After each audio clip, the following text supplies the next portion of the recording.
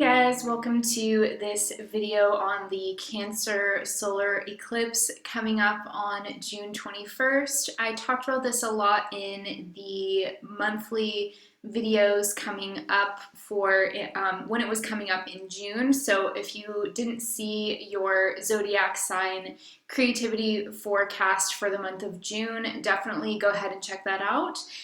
If you just go to my channel, you will be able to find all of the zodiac readings that I do for each of the signs every month. And that will give you some more information in terms of where this eclipse could be falling symbolically in relation to whatever signs you use for getting your readings online, so whether it's your sun, moon, or rising sign. That will really help you kind of get some more intuitive messages and information in terms of house placement this eclipse could be falling into for you, and all of that is really helpful as well. So definitely check those out if you haven't seen them. But I wanted to make a video specifically talking about the eclipse itself and kind of taking a step back from the personal perspective and looking at kind of the overall influences that we can see from this event, as well as what we might expect as individuals who are part of a collective, the collective human race, and really what we could see in terms of energy shifts on a personal level, as well as maybe even some mundane astrology as well.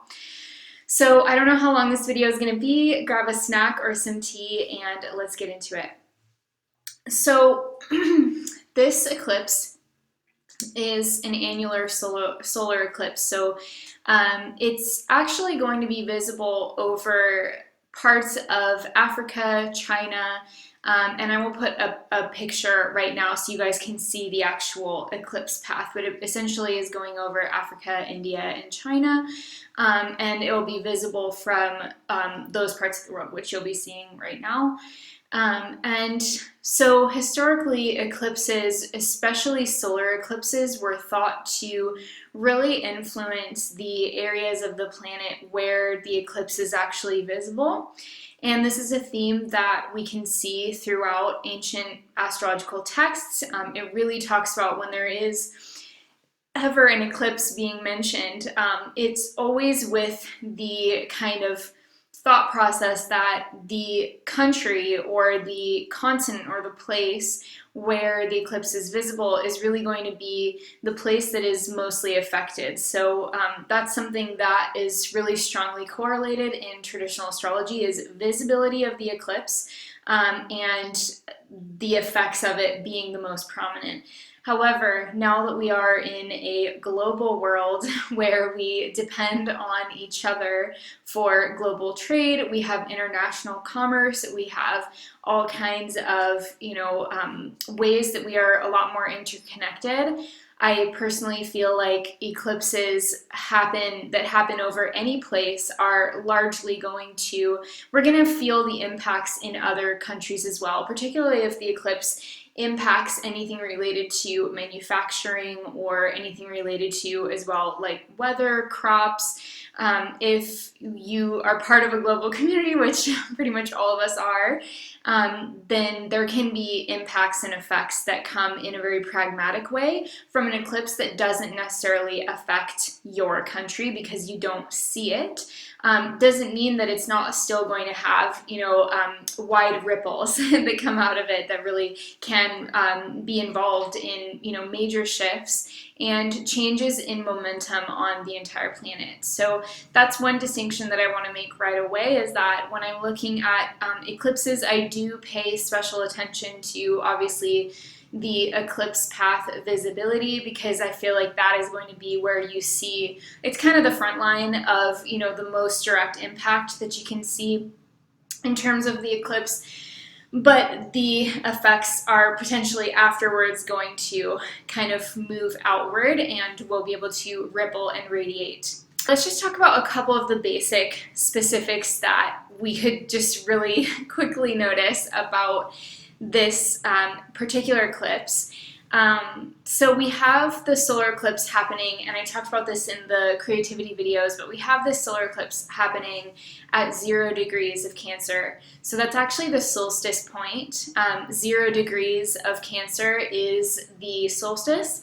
So when the sun and the moon actually perfectly conjoin, it'll be at 0 degrees Cancer, 21 minutes. And so there's a lot that we could say about an eclipse that happens on a solstice. First of all, cycles work gradually over time. It's basically the amount of eclipses that are going to happen within a given part of the zodiac. And with this solar eclipse in Cancer, this is a process of really awakening and bringing in a lot of new energy into, I want to say it's kind of highlighting traditional ideas on the planet, because we've had these eclipses with Cancer and Capricorn for a while now, and this is going to be the last one in that series. And so when we have the sun and the moon conjoined at the solstice point, and we have a solar eclipse, which is a conjunction of the sun and moon at the exact, like, there's latitude by latitude and longitude, right? Celestial latitude and longitude are matching up.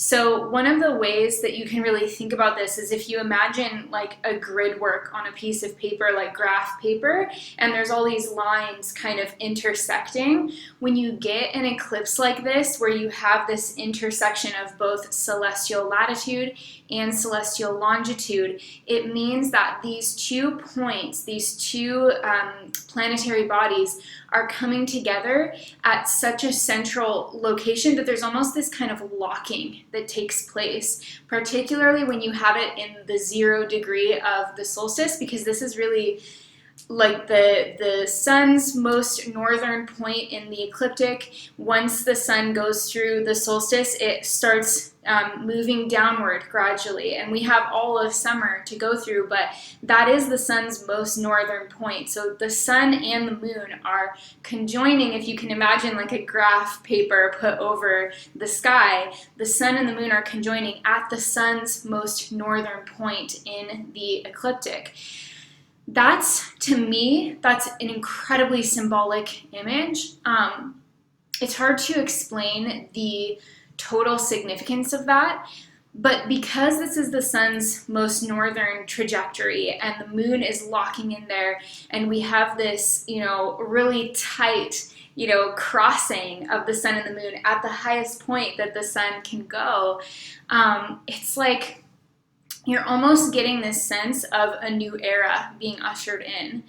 And at the same time, because it is, the opposite sign of Cancer is Capricorn, and if you're familiar with axes in astrology, axes signs are signs that oppose each other. The Cancer-Capricorn axis is the axis of, in my mind, traditionalism and kind of thinking about things in a very tried and true way. It's about family as well. Both of those signs are very closely linked to the idea of like the structure of family and the structure of what keeps us together as human beings. So there's a lot of symbolism that we could break down in this, but I really do feel like this is a very powerful time in our human history. And I do think that there is, looking at some of these energies, I feel that at the same time that we have a resurgence of some traditional ideas at this time, we also have this really radical, quick-moving evolutionary stage that we're in as a species. And thematically, I feel like this solar eclipse has a lot to do with us as a species kind of asking ourselves, what works from the past and what doesn't work, and how are we going to move forward, taking the structures of society that work for us and that genuinely have moved us forward and helped us make progress, and that our ancestors worked so hard to give to us, and also thinking about like, what about those structures no longer are relevant? So there is this kind of crisis point, I feel, that we're going through. I mean, it's pretty obvious that we're going through a crisis point as a culture, definitely in the Western world, and also, just by extension, the entire planet. We have had multiple crises this year, which isn't something that I didn't expect, but it's definitely played out very vividly. So I think one of the things to remember about this eclipse is really that when you have an eclipse happening at that most northern point in the ecliptic, and it's also, it's out of sign squaring Mars, which is still going to be in Pisces, I do think that it's important to remember to be safe with everything that we're doing, and try and not make too rash of decisions. It kind of helps to kind of go back to what some historical astrologers have talked about with eclipses. For example, Charles Jane wrote that eclipses have a different effect in terms of the events leading up to the eclipse and following. There's a different element of fate involved here, and one of the things that he talked about was that the events leading up in the weeks leading up to an eclipse, particularly solar eclipses, because they are more rare. We do still have a couple of them, or sometimes more per year, but lunar eclipses we can have like anywhere from 3 to 7. So we definitely get less solar eclipses per year than lunar eclipses. And Charles Jane, who was a 20th century astrologer who worked a lot on eclipses and mundane astrology, talked about how there's a real noticeable difference in the events that lead up to an eclipse and the events that immediately follow an eclipse. And basically what he felt was that leading up to an eclipse, the energies that are going on are very fated. Okay, there's a strong sense of destiny. There's a strong sense of the things that are happening because whatever pattern is being lived out in the collective at that time is already on a specific track, right? It's already on this track going up to the eclipse. Following an eclipse, though, there typically tends to be unexpected outcomes to what the events were leading up to it.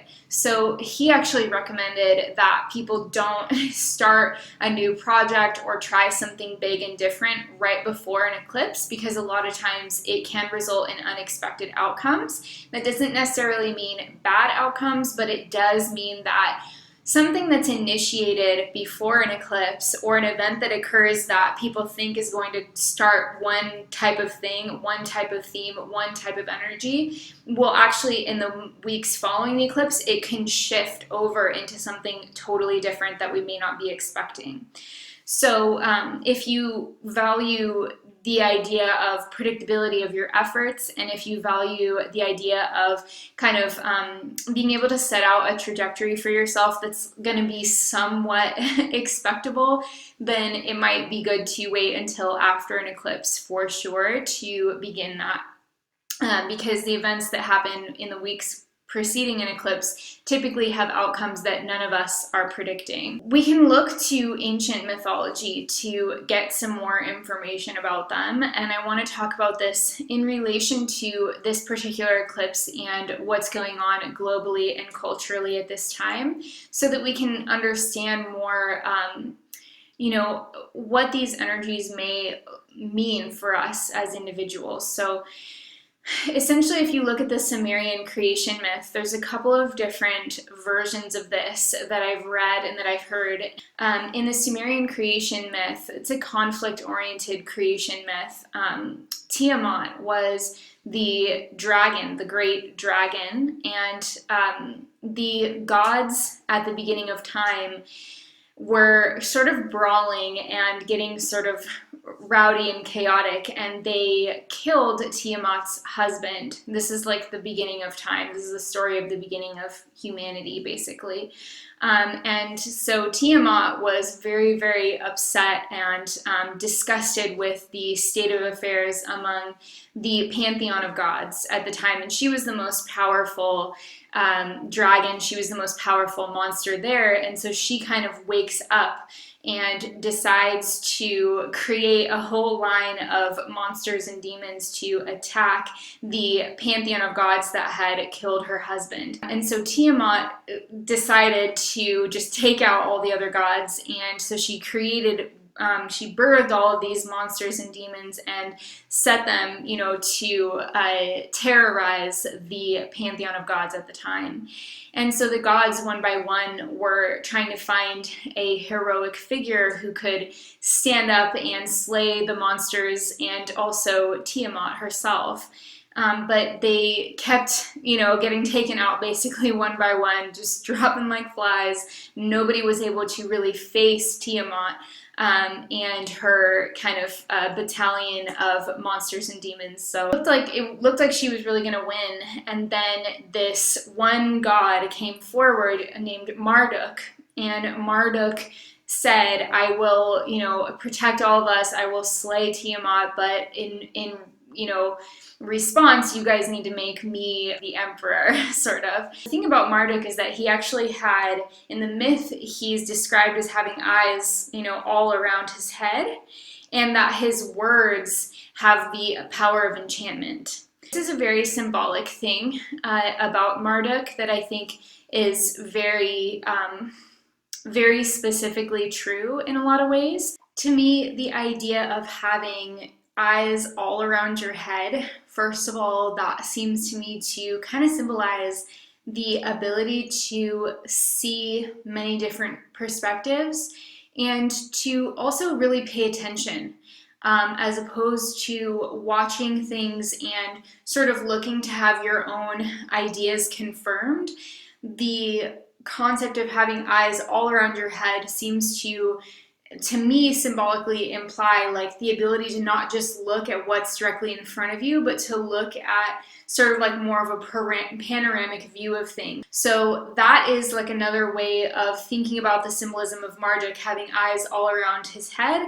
I also see that as just the ability to pay attention in life and to recognize that any problem that you have can be solved by becoming really silent within yourself and paying super clear, super focused attention to what's going on. Because life always has the answers, right? Like you always have a way to look at your life and form an understanding that actually is aligned with the situation itself. And what I mean by that is, for example, let's take solution-oriented thinking. When you test a hypothesis within yourself, like, okay, if I were to think about something this way, and then you actually put it into practice in your life, which is what we're all doing all the time anyway. We form an opinion and then we live our life and we see, we can live with a certain opinion for years, not realizing that that opinion itself is what is causing so much heavy energy within us, so much disappointment within us if we have a pervasive opinion about ourselves, let's say, for example, and we live with that opinion of ourselves day in and day out, and we can be depressed, or we can feel so anxious, we can feel down on ourselves, we can feel like we're habitually holding ourselves in a negative state, but not realize that it's because of this opinion that we are carrying with us over time. So I think the symbolism of Marduk, he's the one god who is able to slay the dragon of chaos and hatred, right? Which is Tiamat in the mythology. He's able to slay her by paying attention to life, by paying attention not to just what he would see right in front of him as what's apparent, but also seeing the whole view.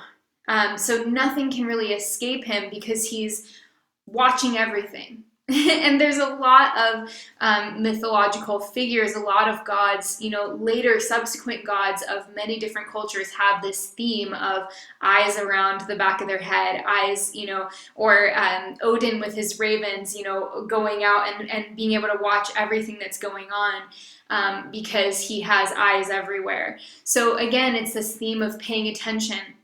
But we can't really pay attention when we are focused singularly on looking at life from one particular opinion. So we have to have the ability to pay attention to a lot of different things that are going on at once, and that requires, a spiritual state of presence. It requires an ability to create space within ourselves so that we can behold the world around us in the most clear and accurate way possible.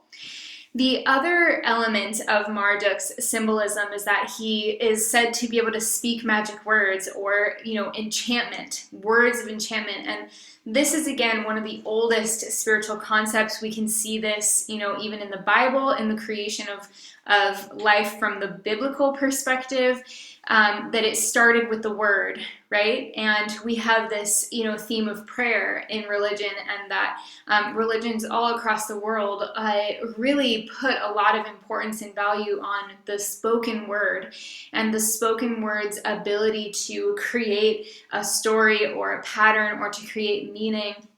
Even if you think about, like, as we're growing and we are expanding our mental capacity as we grow, from being, babies into toddlers and into young children, a big part of that process is naming things. And when you name something, you almost distinguish it from everything else. And that specific process that a psyche goes through of finding a name for something is the emergence of that thing itself into that person's consciousness. So if you think about it, having a word for something, or learning a word for something, learning a concept, learning a word or a phrase that you didn't have in your mind before, and having somebody explain it to you, that is the emergence of that idea within your psyche, within your perception.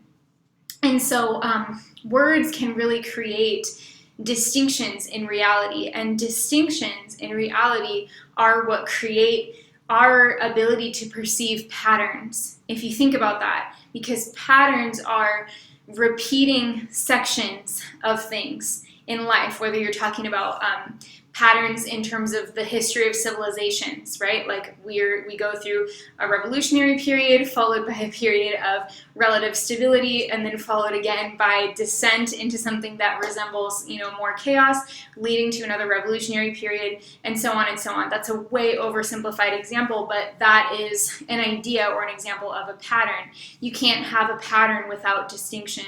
You can't have a recognition of what the cycles are that are repeating in humanity if you don't have the ability to name them.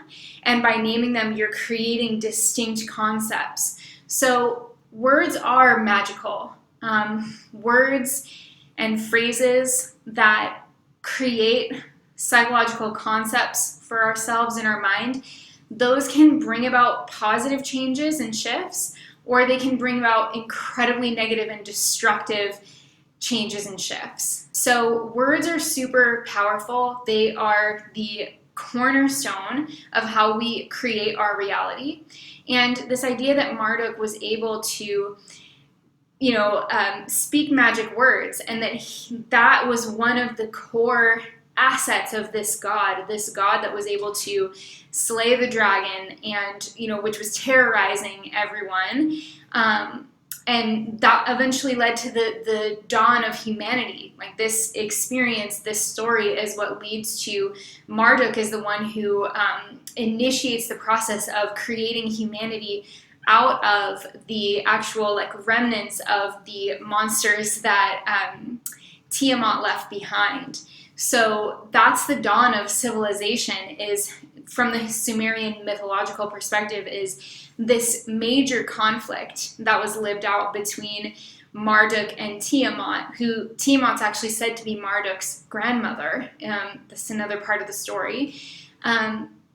Marduk is somebody who can put together magic words. So he's the one who cuts up Tiamat, which is the dragon of chaos. So he's able to create distinctions. That's nuance. That is the ability of a mature mind to recognize the distinctions that make a situation in life take on a more complex character. Because if you only think of things without nuance or without making distinctions, enough distinctions verbally and through really using the power of your speech and the power of your thought and the power of your mind to its highest capacity, the opposite of that is labeling and saying this is that and this is that, and no like compromise. And so Marduk, this being with eyes all around his head, is paying attention, which means he's not missing anything. He's not missing any details. He's seeing all perspectives of the situation that was, the chaos and the potential demise of all of the gods. He was paying attention to the entire situation, and he was speaking words that were able to generate a more accurate view of the complexity of the situation at hand. And that is symbolized by him cutting Tiamat up into pieces so that she could be understood in a way. And so I think that specific attributes of Marduk are super important to the story, because it gives us almost like a word of advice about how to face chaos in our individual lives, right? If we have a situation that erupts in chaos in our life, let's say we lose a job, or our marriage of 27 years ends, or we have some other thing where a lot of chaos comes into our life all of a sudden, the first thing you should do is quiet yourself and pay attention to everything that's going on around you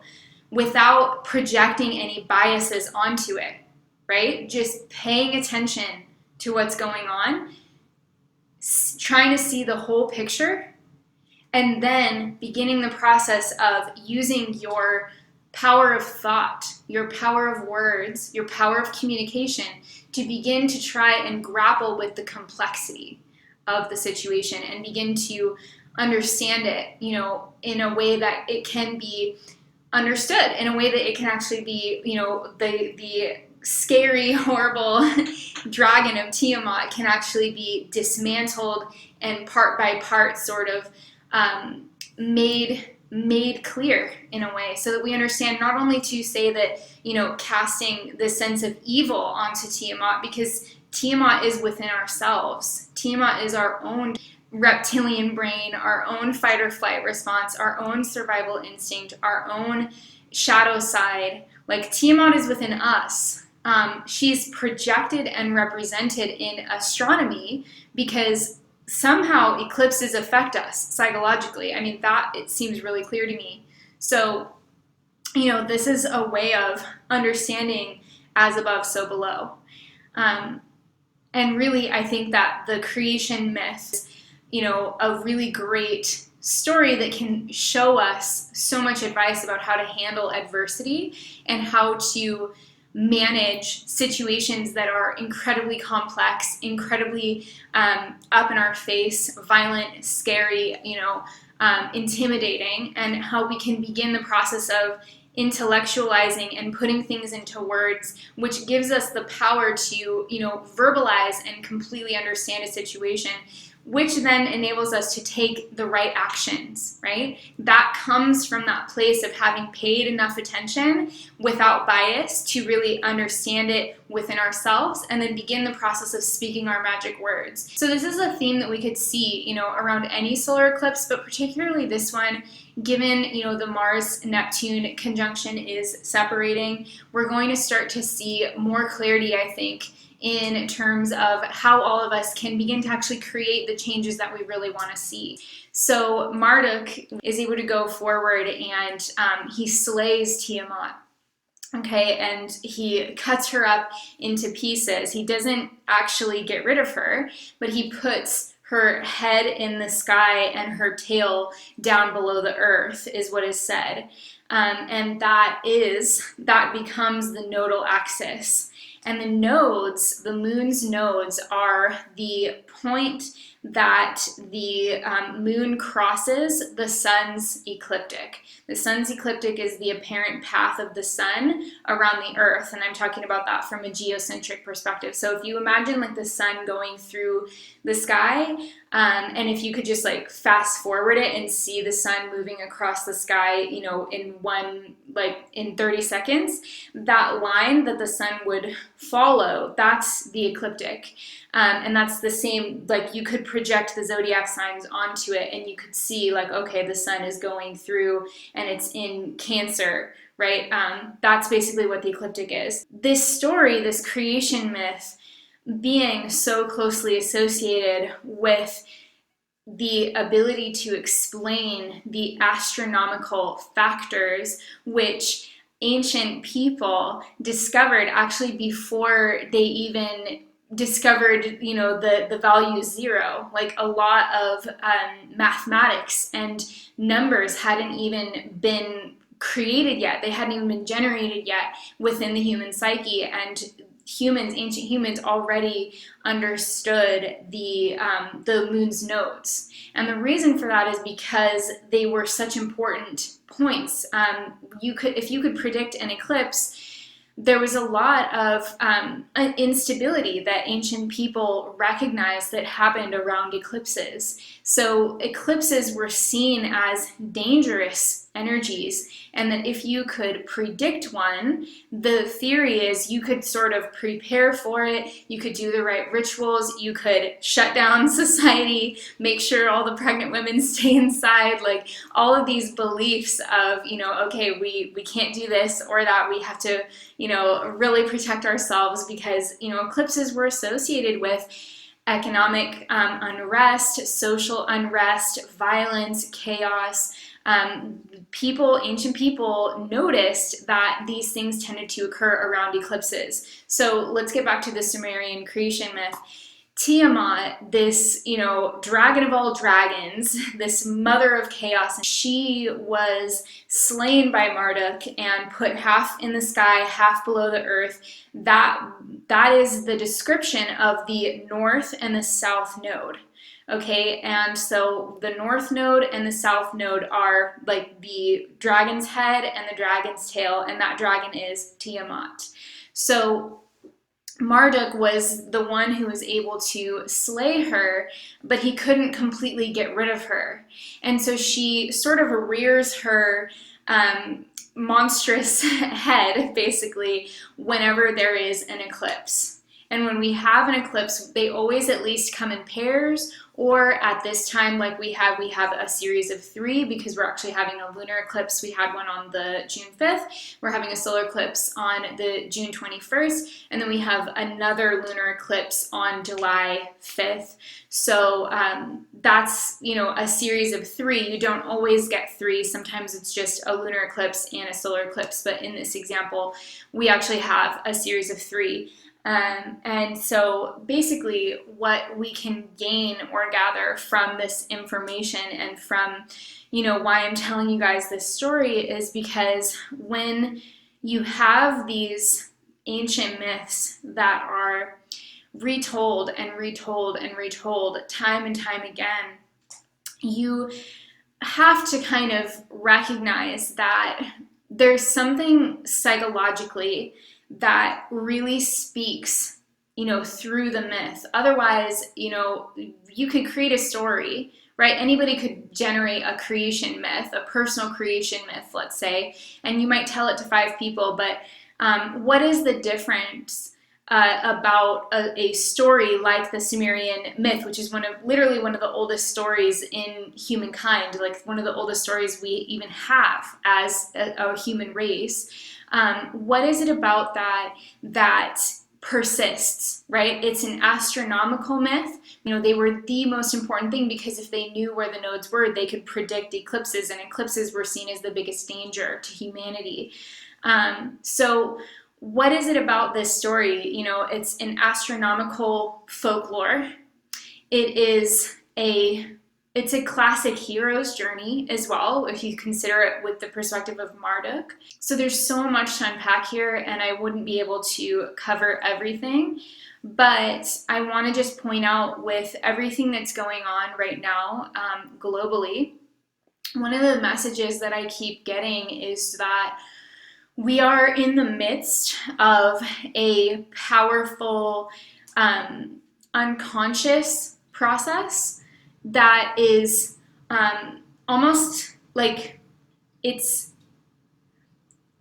rising aggressively into everyone's minds at the moment. And we are dealing, especially because we just, have Mars conjunct Neptune at the moment. This is a time of a lot of confusion, right? This is a time of when Mars and Neptune are conjoined, and they still will be at the time of this upcoming solar eclipse. When Mars and Neptune are conjoined and they're sort of in a very wide square to that solar eclipse, what we're seeing is this new dawn, within humanity. But there's a lot of potential confusion around it because Neptune hides things. Neptune is a secretive planet. It's also the planet of, higher spiritual experience as well, and that thematically tells us something in itself, right? And I think it's super important to keep that in mind about the symbolism of Neptune, for example, is that it can represent the highest form of spiritual experience, but then it can also represent like deception. And I think that's a really good analogy for just the fact that through spiritual communities, we have seen some of the biggest atrocities committed ever, in the name of spirituality, in the name of something that is inherently supposed to be good, or that the people participating in the atrocity really genuinely feel that it is good, and that they are justified in their behaviors, which are actually, as history moves forward and we start to get out of that highly charged atmosphere with, usually a lot of violence, or even if you're talking about a spiritual cult, usually once that kind of veil is lifted, you can almost look back at history or even at like one person's own actions and be like, wow, how did we even get to that point? How did this cult get to that point? Or how did good, well-meaning people behave in such horrific ways? That is something that I think is very, very powerfully described by just the inherent symbolism of Neptune. So we have to be really careful, especially as, consumers of spiritual information on YouTube or on social media or in books or attending spiritual gatherings and things like this. A lot of people that throughout history have engaged in the most despicable, disgusting acts of treason or acts of, harm and cruelty and violence. Sometimes the people doing that really were in a state of conviction that they were doing the right thing and that they were standing up for something that mattered to them. So I think, with Neptune and this Mars-Neptune conjunction, I think it falls on all of us. I think it falls on every single individual to really stop and think about what we're doing before we take action on it, particularly because we have this Mars-Neptune conjunction while we're in the midst of this little eclipse series in the middle of 2020. We need to be thoughtful and careful about our actions, and we need to think about like who our real adversary is and what our real cause is, and really listen, as well to multiple perspectives and just approach everything with integrity. I think that when we have a Mars-Neptune conjunction, Mars brings impulse, right? Mars brings impulsive, sometimes aggressive energy. And Neptune brings, our highest spiritual ideals, and also the way that we can be completely duped, the way that we can be completely suckered in, the way that we can be completely lied to, the way that we can give our power away to ideas and people that don't deserve it. And so I think when we have this energy with this eclipse, with this interlocking of, aggressive Mars energy, warrior energy, with deception and our highest spiritual ideals in Neptune, we have to be really careful that what we're doing is actually in alignment with our spirit self. And I think that this is going to be a theme that we're going to see throughout the planet as we move forward with this solar eclipse energy. So one of the things about annular solar eclipses is that they can have influences even 3 to 6 months afterwards, basically until the next solar eclipse, which for us is going to be in December of 2020. So when we have this kind of energy, this this chart basically that we're going to have globally affecting us for months to come, and already has been affecting us for months behind us, one of the things that I think we can do our best possible job of, considering the exact configurations with this total or this annular solar eclipse happening at the 0-degree mark of Cancer, squaring Mars in Pisces at the end of Pisces, and Neptune is there as well. When you have that energy, it's like, I think that after this eclipse, what we're going to see is a lot of people kind of changing their opinions about things. Just like the symbolic reflection that we see in this chart, where we have Saturn, Jupiter, Pluto, Mercury, and Venus all retrograde, right? All of them retrograde. That's a lot of planets to have retrograde. And to have a solar eclipse happening at that uppermost, that northernmost point can go to in the sun's ecliptic path, right? This is a change point. This is a change point, you guys. This is a change point. And we're going to see energy that has been really high up. It's been almost like helium, flammable, explosive, crazy, chaotic. We're going to see those things begin to become heavier and start to come down in a way that we're all going to be really reflecting, I think, and really strongly thinking about things that we have been seeing in the world, and really looking at, what needs to be shifted. The dragon itself is the reptilian brain within us. It's the fight or flight within us. It's the remnants of, millions of years of evolution as a species that is rearing up and bringing something out of the depths of our psyche and saying, look at this, look at this. We have a variety of personality types on this planet for a reason. Some people are here as builders, and some people are here to tear things down. And I think that as long as both types and all the types of people, because we also have the thinkers and we have philosophers, we have introverts, we have extroverts, we have people who care about freedom, we have people who dominantly care about justice, we have, everything. And again, it's a reflection of the fact that we as humans and as a species, we have evolved to specifically generate many different types of minds. Right? Like, let's pause for a second and look at that. We have evolved to have millions and millions and millions, billions of people, and no one is exactly the same.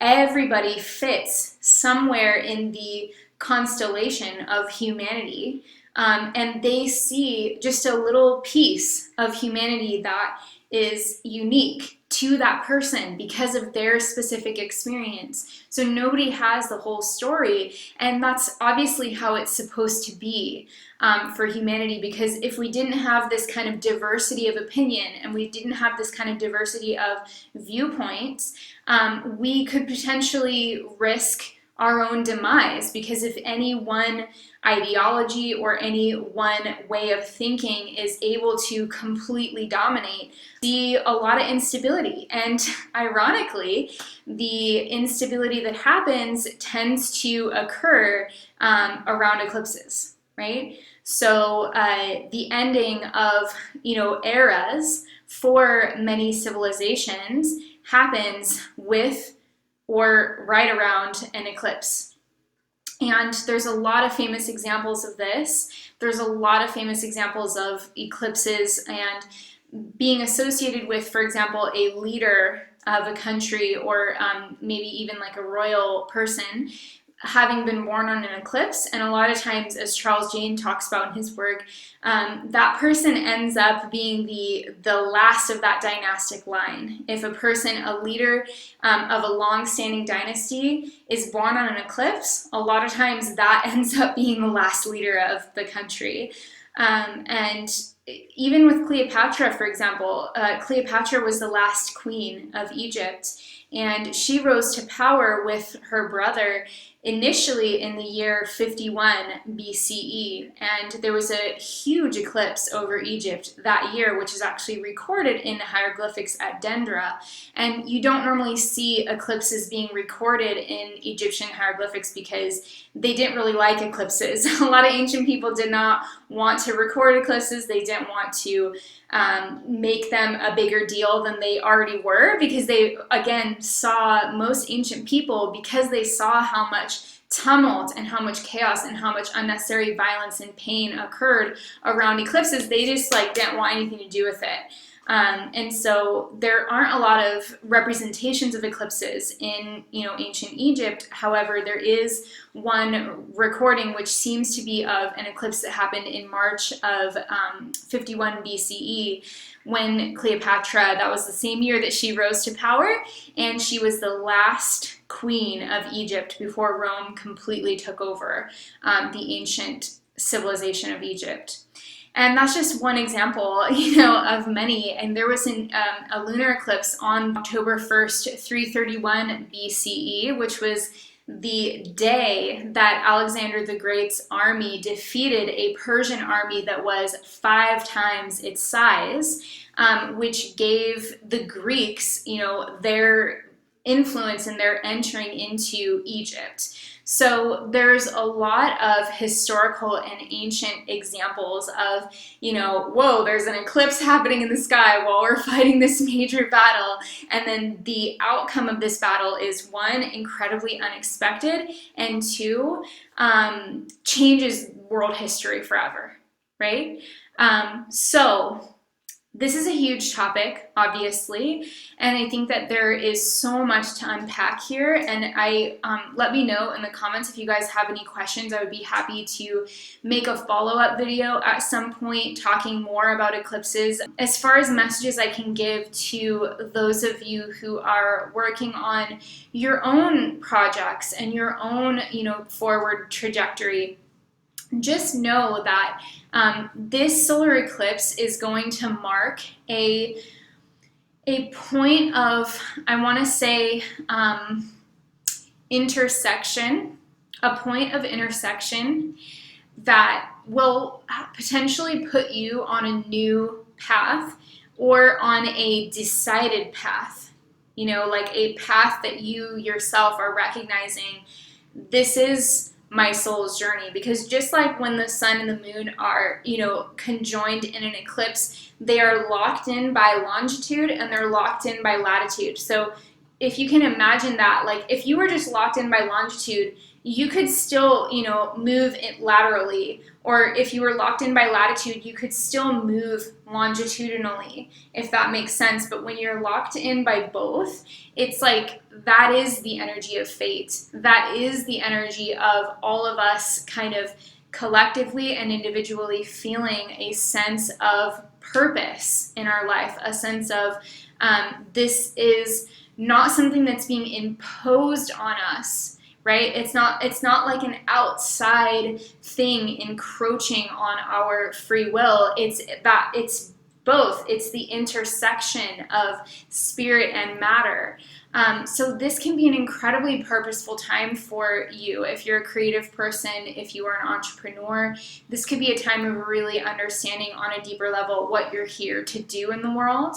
But with these retrogrades, with Mercury retrograde and Venus retrograde and Saturn, Pluto, Jupiter retrograde, there's going to be, it's like being interlocked into a path of purpose that is also winding, okay? So just be aware of that and kind of relax into things, like relax into your role that you can play in terms of helping things move forward and in terms of moving all of us in a direction that is going to be better for everyone.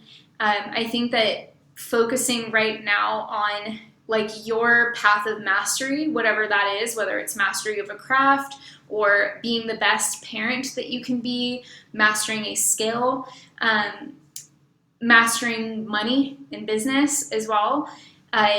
There's a greater purpose behind everything that's going on right now. And I think many people can feel that, but not a lot of us are putting that into words, right? Because it's so overpowering, it's so overwhelming, this incredible energy that we're experiencing on the planet. And just know that I do genuinely feel that the things that are going on right now are, in the long run, we are moving towards something that is better. We are moving towards something that will be better for everyone. So that is what I feel for this eclipse. I hope that something in here has been beneficial to you. If you want to keep up with my work, you can definitely join my email list, which I will put a link to my website below, where you can get free astrology updates and notification on different things that I'm doing in my work. I'm also running a small workshop that will be held live over Zoom on wealth building for healers and creators, because I think that when we have so much economic instability at this time, it is more important than ever that really good people who are doing positive work in the world and wanting to uplift and empower other small businesses as well and people who need that kind of support. It's super important right now to have our financial house in order and to be building towards actionable financial goals. So it's an astrology-based workshop where we're going to be looking at your own chart and how you can discern your highest path towards abundance that the cosmos has laid out for you. But we're also going to cover breaking through money blocks and working on money mindset issues. And we're going to cover actionable steps and tips that I personally have found useful when it comes to money as well. So I'll put that information below, or you can go to my website and it will be there as well. I'm sending you tons of love and light, you guys. Thank you so much for being here on my channel. I'm sending you so much love. Stay safe, and I will talk to you in the next one. Bye.